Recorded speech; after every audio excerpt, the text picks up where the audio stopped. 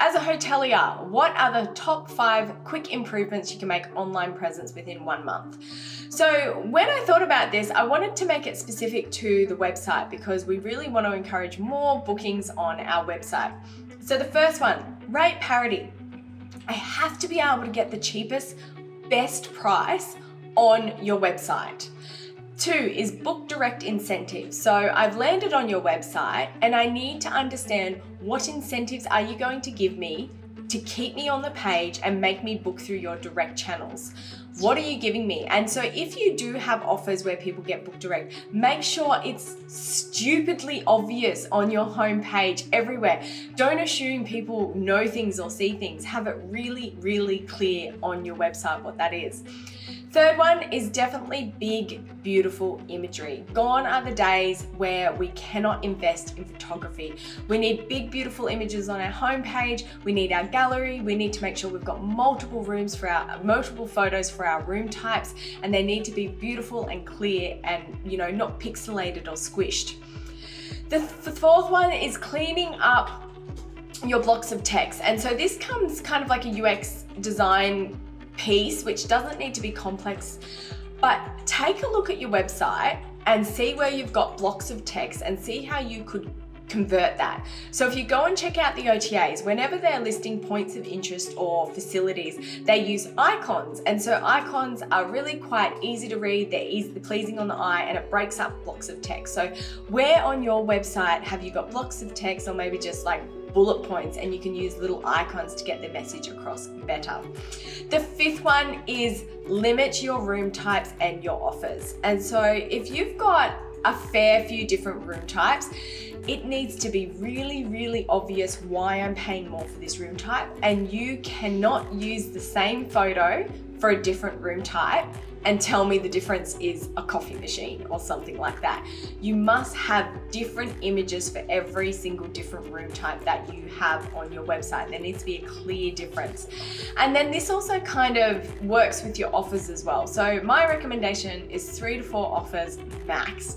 If you land on the website and there's like 8 to 10 different offers, we know the paradox of choice, and when we are given too many options, we can't make a decision. But if we've just given like 3 or 4 options, we can easily make the decision for what we want. So they're my top 5 that you can make improvements on your website in the next month. How do I choose the channels that I wish to focus on to boost my online visibility? What happens if I'm a relatively new hotel with no data to back up my choices? Okay.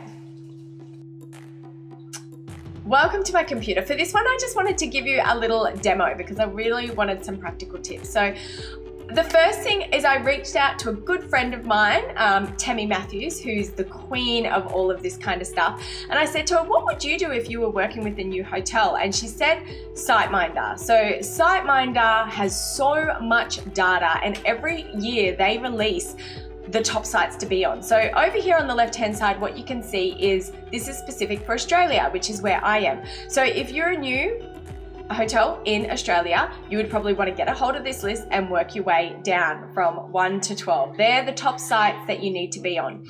And the second thing I would encourage you to do is think about the user journey and jump onto Google and start realizing what's there. So we've ticked off all of these, but let's take a look at the user journey. So if I'm going to book somewhere in the Gold Coast, it probably starts off with a generic search term along the lines of Gold Coast accommodation.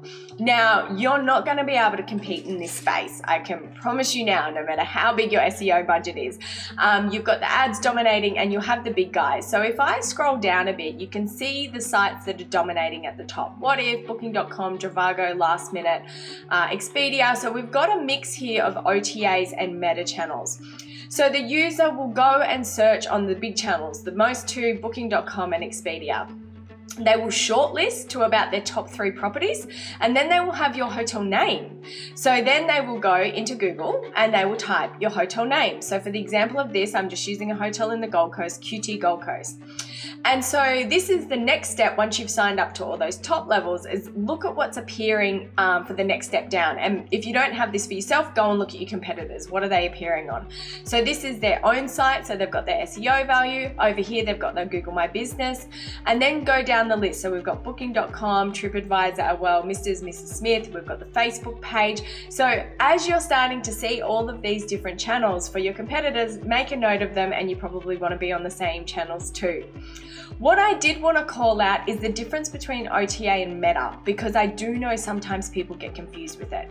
So the OTA is if I was to go to Booking.com and book, and then you pay a commission to Booking.com for that booking.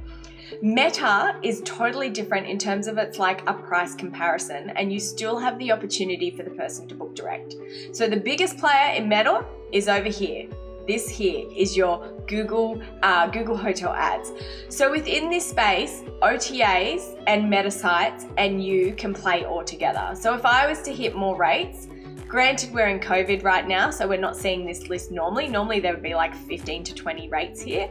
But this is where you can see more channels that are listing.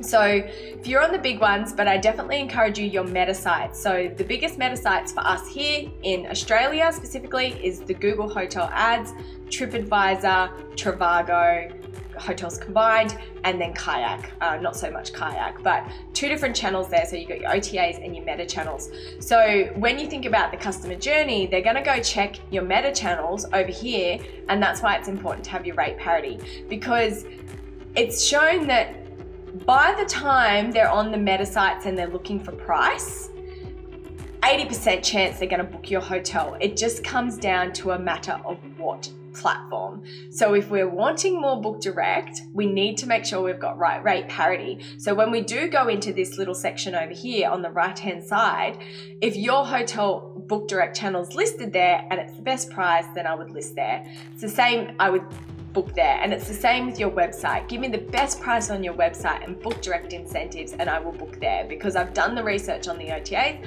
I've found your website. Now you need to encourage me to book there. So in terms of answering the original questions, step 1, get the list from SiteMinder relevant to your country. Step 2, type in a generic destination for where you are and see what's being listed. And then step 3, if you've got enough data, type it in, or if you don't have enough data, type in a competitor's name and see the channels that are being listed, and make sure your information is up to date on every single one of them and your images are looking fantastic. Thanks guys.